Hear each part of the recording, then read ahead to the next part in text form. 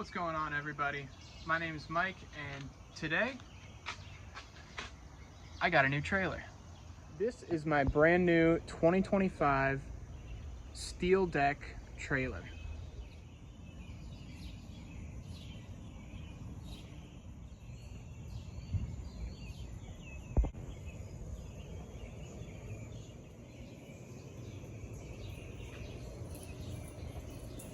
I just picked this thing up today. Me and my dad went out this morning and drove about an hour and a half away, 5 hours round trip because of traffic. Thank you, Virginia. But we picked up this new steel deck trailer and I towed it home. Now, there are a few things that I want to do to this trailer today, starting with putting on that old toolbox. So the first step is going to be installing my old toolbox. Now, this frame does not have a cross support piece, and this toolbox is not quite wide enough to fit across. Now, I could move it forward, but with my truck, when I'm turning, the angle into my driveway is very steep. So what I don't want to do is take away this much space before I jackknife the trailer or run into my box or do anything else. So I went and picked up a couple pieces of steel here, and what I'm going to do is set this bar right across, and then in order to not cut and grind on my brand new trailer, I have some U-bolts, some square U-bolts. So what I'm going to do is I'm going to drill 2 holes in this stock and U-bolt it through the frame. The first step in building this mount so that my toolbox is going to fit is going to be, well, one, measuring, but I already did that off camera. I'm going to come in 3/4 of an inch off the edge of this flat bar.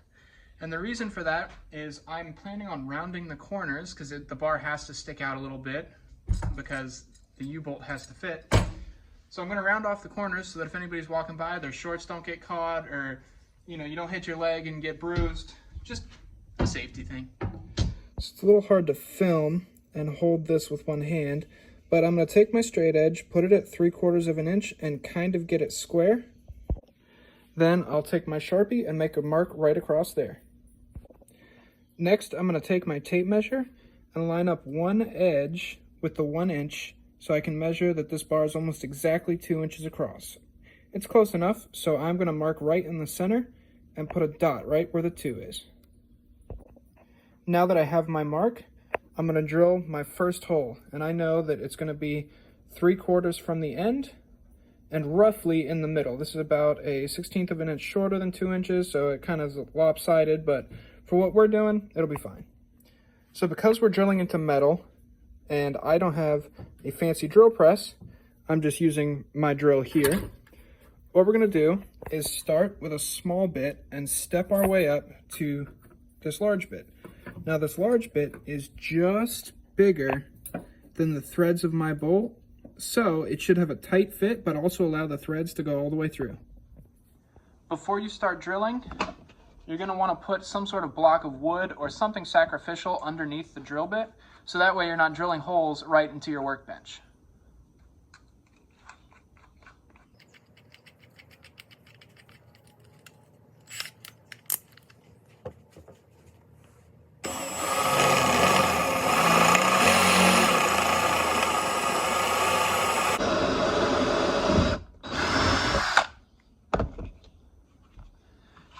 You'll know you're all the way through when wood chips start to come out instead of metal shavings. Then it's time to step up to the next bit.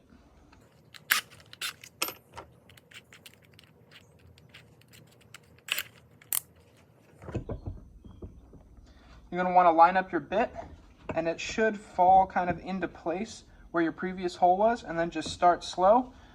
And be careful, because if this bit catches, it'll torque the drill. Just like that.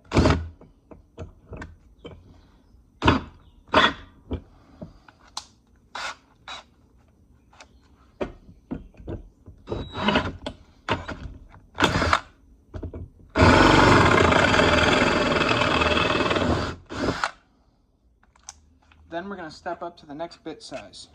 Be careful touching the bits. They might be really hot after you've just drilled through metal.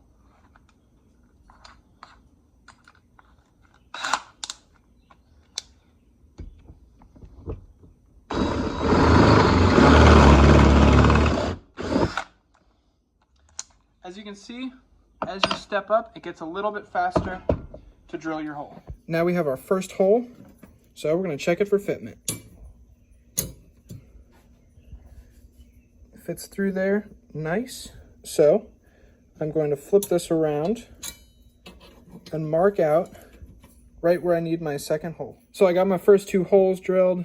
I'm not a fabricator, you know, I just kind of loosely measured them and drilled them out. So I'll get back with you when we're ready to bolt this thing on. What's going on, everybody? It's the next day. I ran out of time last night to finish, but I got the 2 holes drilled in my piece, and then I don't know if you can see, but I got it just roughly spray painted. So I got my holes on either side. You know, I just rough and dirty spray paint just to get it black. And yeah, we'll go put it on the trailer. All right, so all I did was I took my bar, and in the holes that I drilled, I slipped my U-bolts on underneath, and I left everything loose. So these can all be twisted by hand. And then I tried to square up the bar with that while they're loose so I can adjust it here on my frame. So the next thing to do, see if I can get a good angle for you. Let's take my box and set it. Set it so that the front of the box is roughly centered with the trailer. So I want the same amount of overhang on both sides. And it looks like we can just scooch it over just a little bit.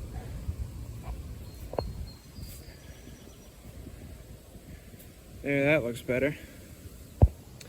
So as you can see, the back is resting firmly on the bar.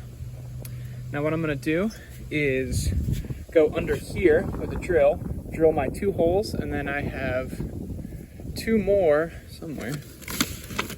I have 2 more U-bolts, and those are going to hold the front corners on.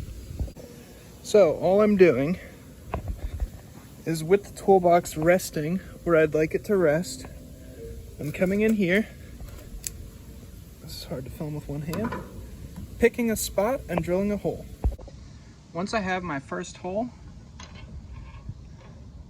I am taking the U-bolt, putting it in this hole, and then measuring on this side where exactly my next hole is supposed to be. Once the holes were drilled, I put the nuts on the U-bolts on both sides, leaving them loose.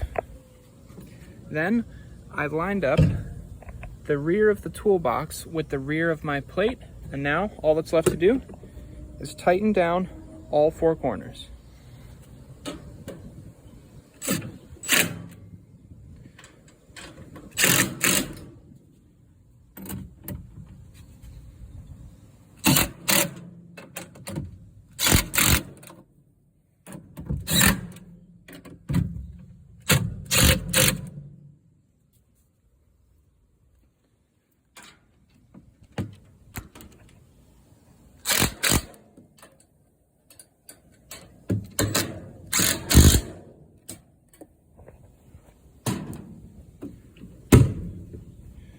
All right, now as you can see, thing's not going anywhere. In fact, it moved the whole trailer when I kicked it.